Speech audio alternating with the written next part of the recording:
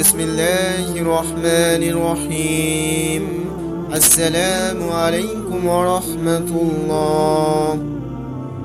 আজ আমরা জানব মা আয়েশা রাদিয়াল্লাহু আনহার ভালোবাসা কেমন ছিল তার একটি ছোট্ট ঘটনা ইনশাআল্লাহ।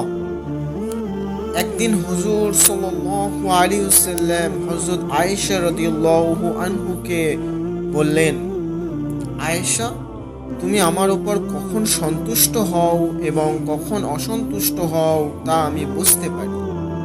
হযরত আয়েশা রাদিয়াল্লাহু আনহা বললেন, সেটি কি করে বুঝতে পারেন ইয়া রাসূলুল্লাহ?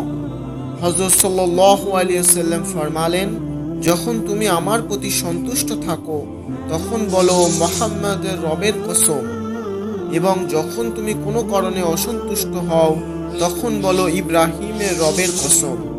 হযরত আয়েশা সিদ্দিকী রাদিয়াল্লাহু আনহু আরজ করলেন, হ্যাঁ, তা ঠিকই ইয়া রাসূলুল্লাহ, তবে আপনার নামটিই কেবল বর্জন করে থাকি, কিন্তু আপনার প্রতি মহব্বত আমার অন্তরে যথারীতি বজায় থাকে। হুজুর সাল্লাল্লাহু আলাইহি ওয়াসাল্লামের প্রতিটি কাজ ছিল উম্মতের শিক্ষার জন্য।